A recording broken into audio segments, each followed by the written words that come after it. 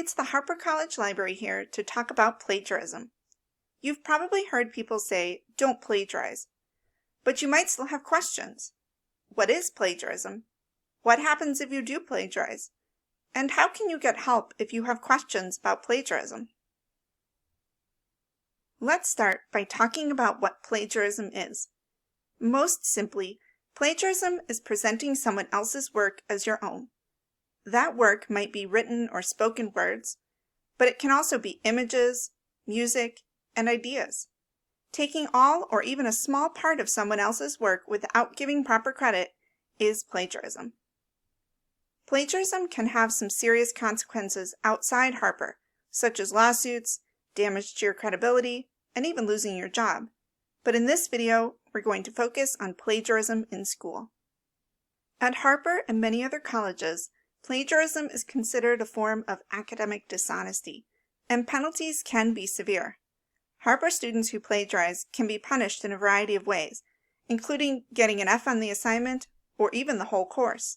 For particularly egregious plagiarism, students might even be expelled from Harper.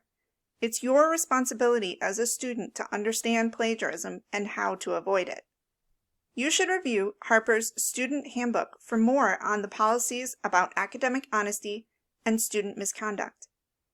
The good news is, with a little preparation, not to mention help when you have questions, you can avoid plagiarism in your work at Harper and beyond. There are many ways students plagiarize both intentionally and unintentionally. Let's discuss some of the most common examples. Number 1. Copying someone else's work word for word and saying it's yours. For instance, turning in an entire plagiarized essay you got online or from a friend is definitely not okay. And it's what most people think of when they think about plagiarism. Plagiarism doesn't have to be so obvious, though. Copying just one sentence from a source without citing it is also plagiarism. Anytime you take words from someone else without properly quoting and citing, you're plagiarizing. Number 2, mixing copied material from multiple sources.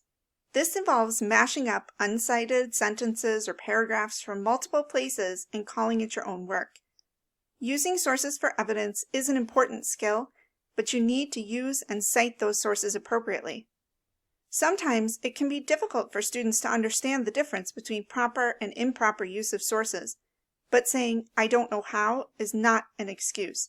Your assignments should be mostly your own words and ideas, with the properly cited words and ideas of others used as support.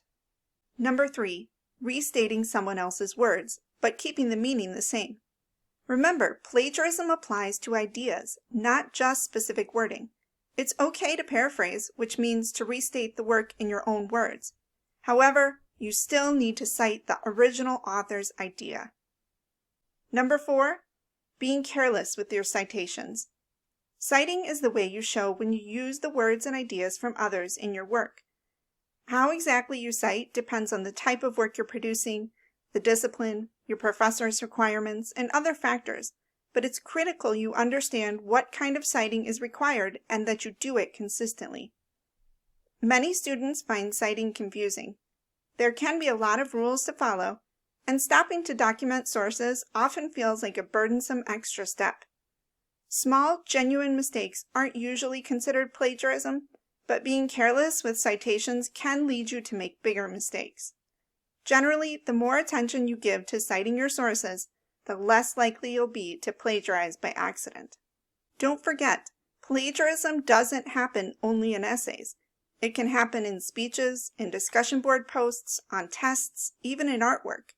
Anytime you're sharing work as your own, it needs to be created by you or properly attributed to someone else. But what if you have questions about plagiarism? Be sure you get help. First, you can consult a style guide, which is a resource that describes when and how to cite in a specific style, like MLA or APA. One example is the online writing lab at Purdue University, but there are other options both online and in print. The Harper College Writing Center is also a great resource. Their writing tutors can help you cite and incorporate sources into your original writing. Finally, Harper College librarians can answer citing questions and help you make sure your sources are documented properly. To review, work you present as your own should always be your own. When you do use words, ideas, or images from someone else, make sure you accurately and thoroughly quote and cite the original source.